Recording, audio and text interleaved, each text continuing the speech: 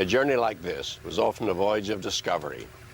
In many places, the jungle we are sailing through is dark and impenetrable, and every explorer wondered what ruins and treasures lay in its steamy heart. Here in Sri Lanka, 2 huge ancient cities were discovered, but perhaps the most remarkable find of that golden age was made in a jungle thousands of miles from here. From Central America came reports of a forgotten civilization, skilled in writing, sculpture, and astronomy. These people, the Maya, were also the builders of spectacular monuments. Today, more than a century later, the mysteries they left are still being unraveled. Its towers, palaces and pinnacles still engulfed by the jungle, Tikal is just one of the vast cities from which the Maya ran their mighty empire. They held sway over vast tracts of Central America, in modern Mexico, Belize, Guatemala and Honduras. Centuries before invaders from the Old World reached here, much of the Maya civilization had perished. But ancient stories give a few tantalizing clues to the glories of its past.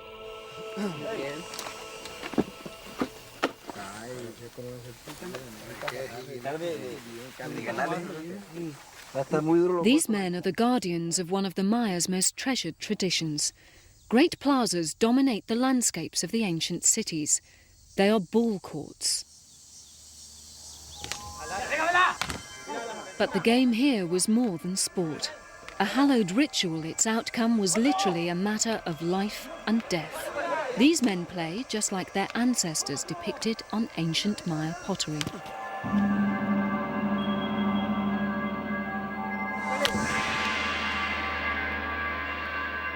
They strike the heavy rubber ball not with their feet, but with their hips. The ancient rules were endlessly complicated. By analysing the clues, archaeologist Nicholas Helmut of Cocoa, Florida, has pieced together many details of the ancient game, but he still has countless questions.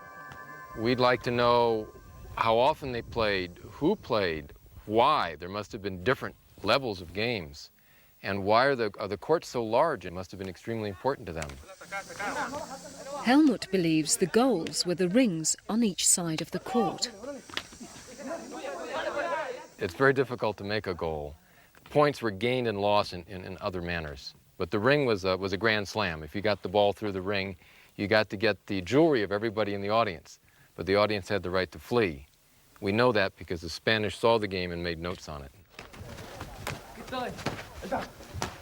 There is some suggestions there was a gladiatorial aspect, that people were captured in battle, then brought into the court and had to fight it out, either against the home team or possibly even 2 teams of gladiators.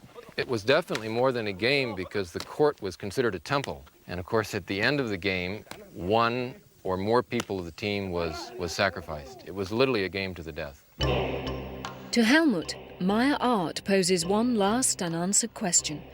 Players of the past are shown wearing a strange yoke-like belt around their waist. Often found near ball courts, no one knows for sure what the stone yokes were for.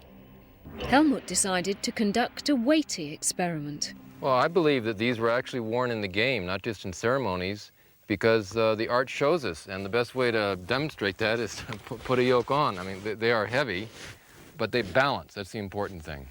They balance perfectly. And they don't require any type of attachment. They fit on sideways. That's the correct way to fit on. It's not uncomfortable at all. You can make all the movements. You can get down, move up, and it stays on the whole time.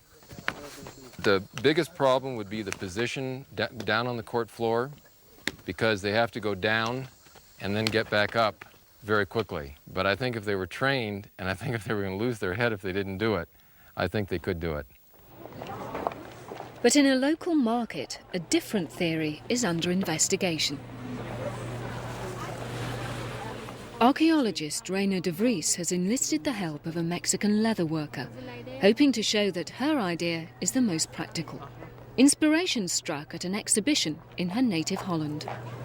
When I took my husband to the the museum, to the ball game exposition, I told him about the theories which exist about the stone yolks, and I told him that many people think they were actually worn during the game. And then he said, but when they use leather nowadays, why can it be possible that the stone yolks were molded to make leather belts to use in the ball game? Rayner suggests that the Maya used wet leather tightly moulded round the yolks. Once dried in the sun, the leather would hold the design of the yoke and could be stuffed with sawdust and sewn into shape. I think a leather yoke will be better because a stone yoke is very heavy. Their weight is between 20 and 30 kilos, and it's really very heavy to play it in a very active and agile ball game.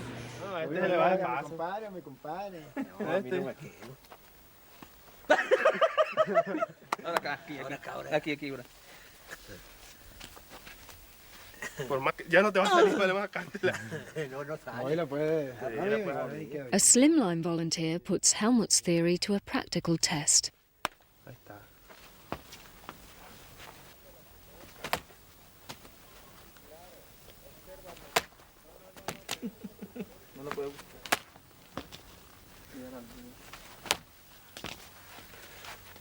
¿Qué diferencia usando la piedra? Bueno, yo pienso que sí se puede lanzar más lejos, acostumbrándose a ella. Yes, he thinks that, especially if you became accustomed to using that, you could get the ball much further using a yoke, and that's the purpose of the yoke. That's why it's stone, that's why it has to be heavy. So far, so good for Helmut, but Rayner has high hopes for her leather version. I'm really very pleased with this yoke, with this copy, because it took exactly the same form as the stone yoke. It even have the reliefs exactly as the original mold. It's much lighter than the stone yoke, but it's tough, it's hard. Only the players can tell if Rayner's idea is a winner. Sí, ya está, aprieta suficiente así. Ok, se ve bien para ¿Te jugar. parece? A ver, deja echarte una, Está bien. Deja echarte una aquí. Vamos para acá.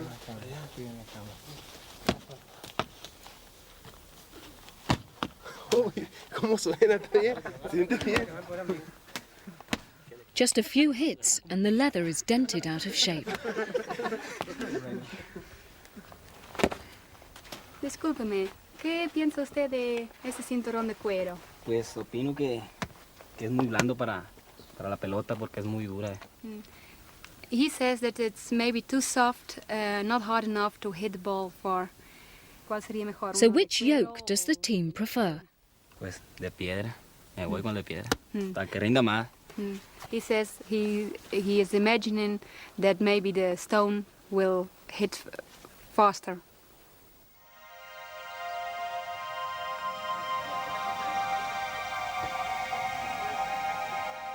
Knowing the popularity of human sacrifice in ancient South America, one wonders what happened to the losers in this game. There's even a theory that the winners were eager to be sacrificed so that they could go straight to the Mayan heaven. I'm happy to offer either version to any TV station which is losing ratings on its sports coverage. Well, it wasn't too difficult to discover the purpose of the ball courts, but much more puzzling are the curiously shaped pits scattered throughout the Mayan cities. The pits are known as Xultuns. At Tikal, they're found all around the edge of the majestic ruins, concealed by the encroaching jungle.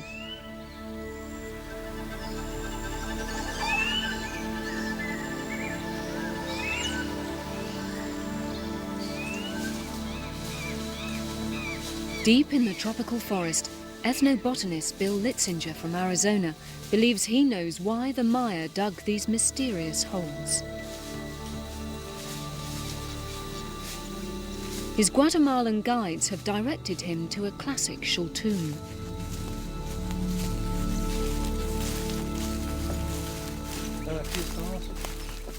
Clearly man-made, the pits seem to have been designed with a purpose.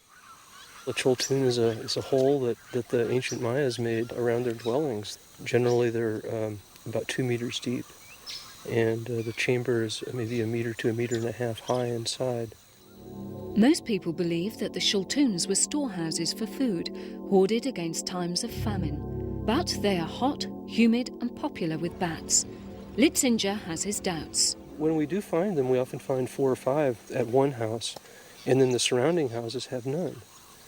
And that doesn't really seem to make much sense when you're thinking about storing food. You'd think every house would have its own storage. Some people think that they were used for trash or latrines, but none of these ideas are supported with good evidence. An expert in brewing and winemaking, Litzinger believes the Maya made a virtue of the Shultuns' fetid atmosphere and used them as fermenting chambers. Following an ancient recipe, he hopes to brew Mayan honey wine. Put it into the foyer.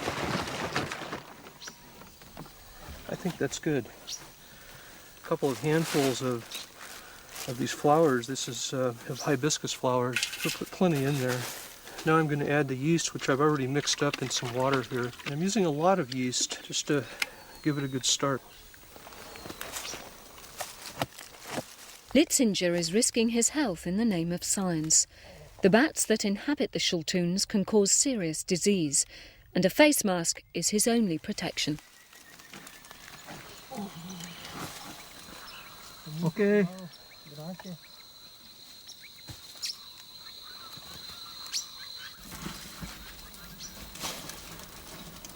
The wine is left overnight to ferment in the Shultuns' murky depths.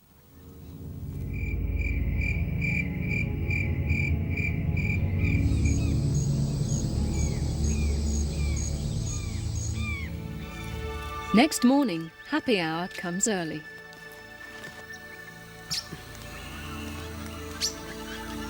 ¿Tiene? Bueno, por allá.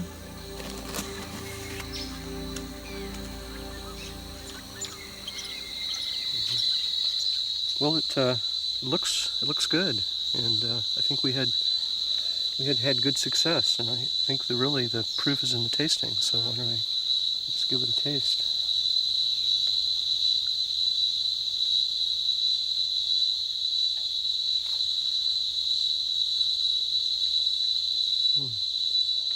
It's good. It's got a nice acrid flavor, a little bit of flavor from the flour, and it's very slightly alcoholic. I think it's an excellent possibility. The Maya were making wine in the Chultuns.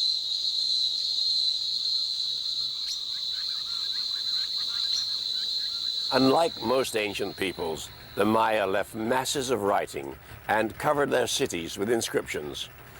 If we could only read all of them, we would have the answers to many mysteries. One of the key breakthroughs in cracking the Mayan code has come from a unique combination of archaeology and gastronomy.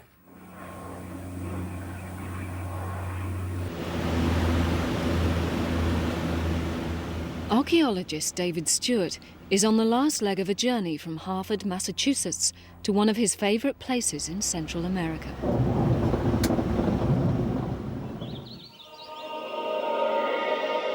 Hidden away in northern Honduras is the ruined city of Copan.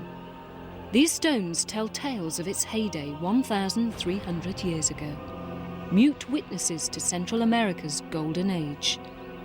Carved lettering called glyphs is everywhere. These messages from the Maya have lain unread for centuries. Copan's most famous symbol is a history book written in glyphs. Carved in stone, the hieroglyphic staircase holds the secrets of a civilization.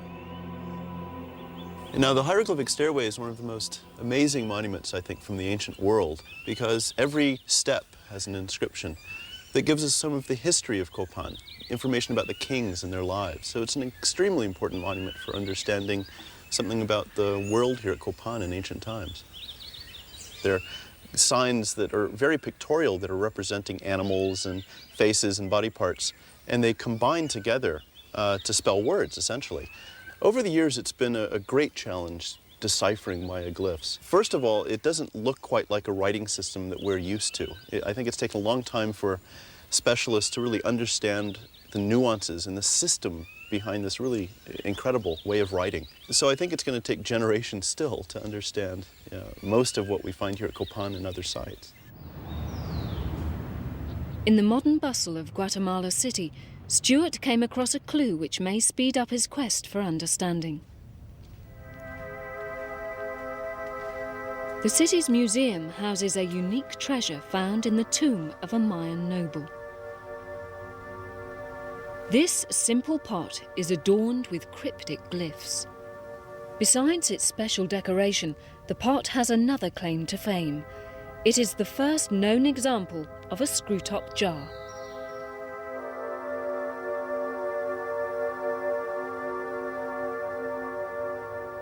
The glyph that first caught my eye was one over here on the lid, which is seen right here.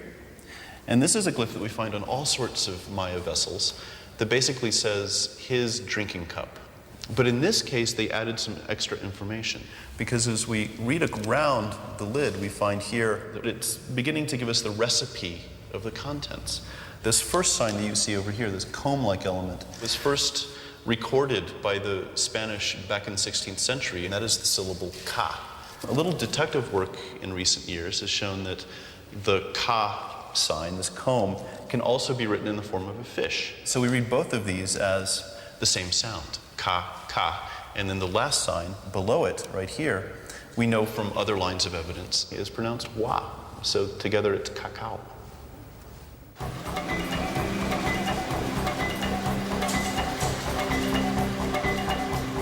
Stuart knew cacao was the Mayan word for cocoa. He also knew the one place he could find confirmation: Chocolate Town, USA. Hershey's senior research chemist is Jeffrey Hurst. I was really excited. I mean, this is really a neat opportunity. They looked to us to help, determine if in fact this material that they found inside was cocoa.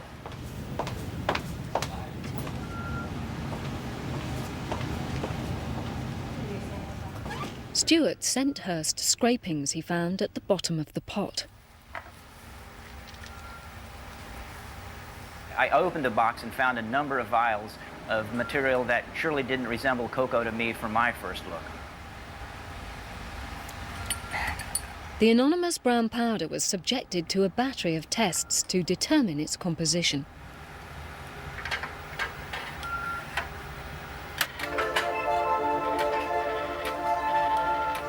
Two ingredients unique to chocolate showed up. Stuart's hunch had been spot on. The pot had indeed contained Mayan cocoa. It's a sample that nobody had touched for 1,100 years or something close to that. I was excited, it was neat, but I was honored also to be able to participate as part of the project team. Reading the glyphs and being able to decipher them is, I think, a real key to so many aspects of Maya civilization. Not only reading the history, the names and dates, which is kind of a dry aspect of it, but also, we can learn so much about Maya religion, Maya ritual behavior, their society at large. Not just about the kings, they're talking about bigger issues and bigger questions that concern them. And what's so important is it's their own voice. We're really bridging a gap of 1,500 years, listening to what they had to say about their own civilization.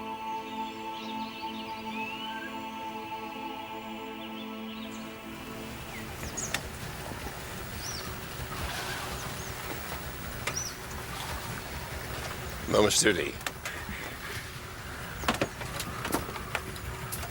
What a strange but fruitful alliance of scientific disciplines. And that seems to be the trick for solving Mayan mysteries. Here's how a sailor and an archaeologist succeeded in casting light upon another.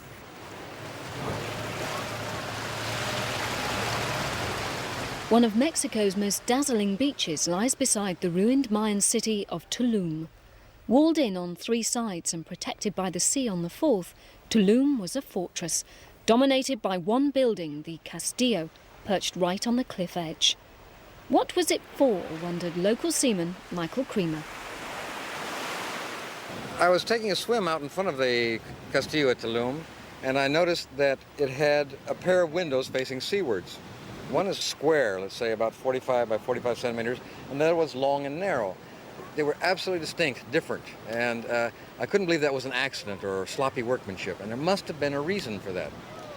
The other thing about the upper windows at Tulum is the walls are quite thick, and what this does is any light that might be behind them is now in a column, okay? And when you pass by that column, the light is completely cut off. It's like looking through a tube. Creamer considered the Castillo's position. Offshore lies a deadly reef, whose sharp corals lie only inches beneath the surface. For sailors, it's an accident waiting to happen. You could easily swamp the boat, drown the passengers, lose the cargo, crash on the reef. And I don't think even the bravest and intrepid Mayan navigator would want to go through that reef opening without some kind of guide. There is only one safe passage from reef to shore, but at deck level the dark clumps of coral are hard to see. Creamer believes the reef and the Castillo are linked. In the daytime, the sun shines through two gaps in the temple's stonework, directly opposite the reef's safe entrance. Creamer's hunch is that the upper windows were used after dark, that the temple doubled as a lighthouse. On shore, Creamer's wife Greta and Mexican archaeologist Pilar Luna will be lighthouse keepers. We need to take a look at the next buoy, Javier. Let's see what this looks like, this coral. The lamps carried into the Castillo's upper chamber will simulate Mayan fire.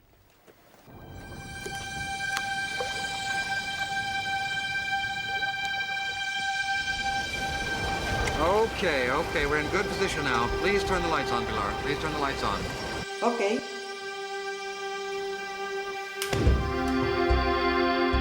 Creamer's idea is that the design of the windows was carefully calculated. He expects that both lights can be seen together only when it's safe to turn. A Mayan canoe of the year 1000 would be looking at the Castillo and hoping that somebody remembered to turn on the lights. As we approach, we'll first see a light showing up in the north window, in that wider window I talked about. And then, when the light begins to appear in the second window, then we know we're in the safe channel. That's the moment to make the turn. Just coming up now in the wide window. Can you see it? Okay, well, just in a minute, the next window will appear, and it'll be time to put those oars and paddles in the water and make your turn. Here we go. There we are. Now we're in it. We're in the channel. Now you can also see that the day signals are still functioning with a little sunset behind them. I believe you can see that. But the acid test comes in the dark of night. Creamer hopes the lights in the two windows can be trusted to guide him to shore. Here we come. Now, we hope this works because this is going through the reef. Here we go. Ready? Here it comes. Okay, go. Make your turn now, Javier. Very good. Now, you see how the lights are equally brilliant? Keep them exactly like that. Very good. Okay, you're right on it. Right on the money. Very good. Okay, you see those two lights still? Okay. Same intensity. That's perfect. Perfect. Okay.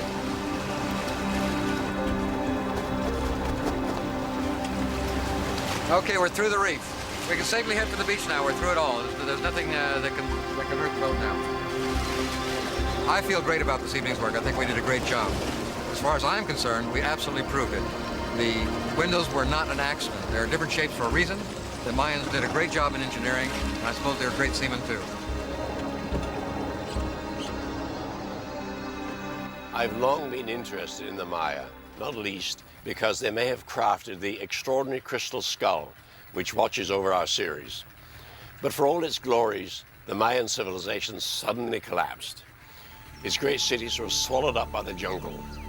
Why did it happen? Well, I can give you a simple answer. Nobody knows. And that's the greatest of all the mysteries left us by the Maya.